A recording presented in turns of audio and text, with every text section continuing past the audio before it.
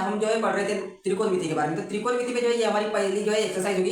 इस एक्सरसाइज में हम सीखेंगे किस प्रकार से जो है त्रिकोणमिति अनुपातों का प्रयोग जो है हम कर पाएंगे। तो चलिए वीडियो में जो है हम आगे बढ़ते हैं। उसके पहले अगर आप जो है इस चैनल पे पहली बार आए तो इस चैनल को सब्सक्राइब कीजिएगा, इस वीडियो को ज्यादा से ज्यादा शेयर कीजिएगा।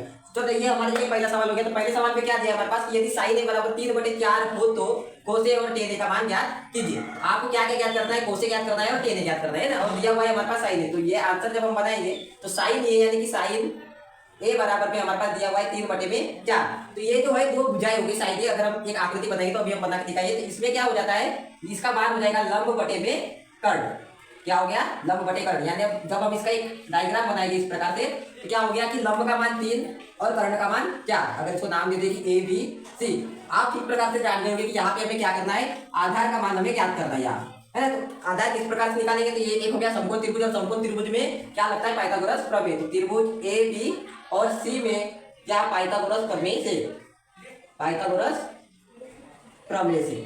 अब पाइथागोरस प्रमेय जब आप यूज करेंगे तो आप अच्छी तरीके से जानते हैं कि कर्ण का वर्ग धन लंब का वर्ग धन आधार का वर्ग, ये क्या हो गया आपका फॉर्मूला हो गया, है ना। आप चाहे तो आप सीधा क्या करेंगे कि आधार आपको ज्ञात करना है, आधार को एक साइड रख देंगे जिसे ज्ञात करना है, और जो चीजें हमारे पास लंब और कर्ण दोनों दिया हुआ है उसको एक तरफ कर देंगे। यानी यहाँ पे कर्ण का वर्ग ऋण लंब का वर्ग बराबर आधार का वर्ग। ये क्या हो गया हमारा नया फॉर्मूला हो गया, है ना। कि जो चीज हमें ज्ञात करनी है उसकी एक तरफ रख दिए, बाकी दोनों को अलग कर देंगे। क्यों, क्योंकि ये दो मान हमारे पास दिए। तो कर्ण का मान कितना 4 यानी 4 का वर्ग ऋण लंब का मान 3 यानी 3 का वर्ग बराबर ये आधार का वर्ग।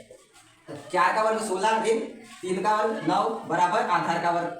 अभी आधार से जो वर्ग हटेगा तो क्या आ जाएगा, इधर में करनी आ जाएगा। तो 16 में से 9 जाएंगे तो 7 और इधर से हटा दिए तो करनी 7 बराबर ये क्या हो गया हमारा आधार का मान हो गया। तो इस आधार का मान कितना पता चला हमें, यहाँ पे 7 पता चला। तो इस तरीके से जो है पहले आपको जो भी साइन ए का कोस ए का जो भी दिया रहेगा उसे पहले देखना है, उसमें ज्ञात क्या करना है। तो आप पाइथागोरस प्रमेय से उसे ज्ञात कर सकते हैं। अब साथ में हमें कोस ए निकालना है। तो कोस ए बराबर क्या हो जाता है, आधार बटे में कर्ण, आधार बटे में कर्ण। तो आधार का मान कितना आ गया हमारे पास, करनी 7, कर्ण का मान आ गया 4। ये हो गया कोस ए का मान। साथ में टेन ए बोला है तो टेन ए लिख लेंगे। ये क्या हो जाता है, लंब बटे में आधार, लंब बटे में आधार। लंब का मान कितना 3 और आधार का मान कितना करनी 7। ये भी क्या हो गए हमारे आंसर हो गए। इसी प्रकार का जो है दूसरा सवाल भी हम इसी वीडियो में देते हैं। चलिए ये जो हो गया हमारा दूसरे तरीके का सवाल हो गया। तो इसे भी हम किस प्रकार से समझ पाएंगे, तो देखिए पहले यहाँ पे क्या देखिए 15 कोट ए बराबर 8 हो तो साइन ए और सेक ए का मान ज्ञात कीजिए। तो सबसे पहले आपको जो है इसे एक सही फॉर्मेट में जमा लेना है। आप क्या करेंगे कि 15 कोट ए लिख लेंगे पहले कि 15 कोट ए बराबर में दिया हुआ है 8, है ना। तो 15 का है गुना में है तो इसे डालेंगे भाग में। तो क्या हो जाएगा, कोट ए बराबर में 8 बटे में 15।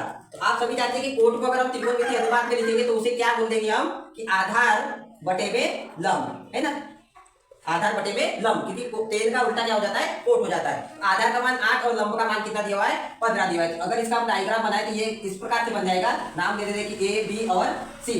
ए बी सी में क्या लंब आधार का मान 8 और लंब का मान दिया हुआ है 15। यानी अब हमें ज्ञात क्या करना है, इस कर्ण ए सी की वैल्यू हमें ज्ञात करना है। तो फिर से हम अपना सूत्र लगाएंगे त्रिभुज ए बी सी में पाइथागोरस प्रमेय से।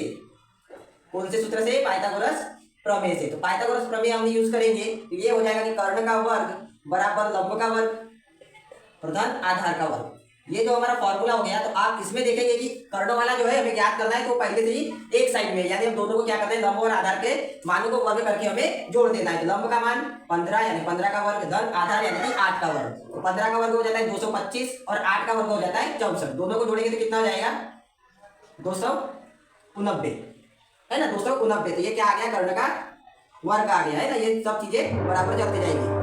तो कर्ण बराबर क्या आ जाएगा, करनी में 289 बराबर 17। ये 17 का क्या है, वर्गमूल है ना। 289 किसका वर्गमूल है, तो 17 का। तो अब हमारे पास जो है कर्ण का मान निकल के आ गया कि ये क्या है, कर्ण बराबर 17 दिया हुआ है। तो हमें निकालना है, याद करना है सबसे पहले साइन ए। तो साइन ए लिख लेंगे। साइन ए बराबर क्या हो जाता है हमारा लंब बटे में कर्ण। लंब का मान यहाँ पे दिया हुआ है 15 और कर्ण का मान जो अभी हमने ज्ञात किया वो आ गया 17 दिया है हमारे पास, दिया है वो सेक ए। सेक यानी क्या हो जाता है यहाँ पे कर्ण बटे में आधार, कर्ण बटे में आधार। तो कर्ण का मान हो गया 17 और आधार का मान हो गया कितना 8। ये क्या हो गया हमारे को आंसर हो गए।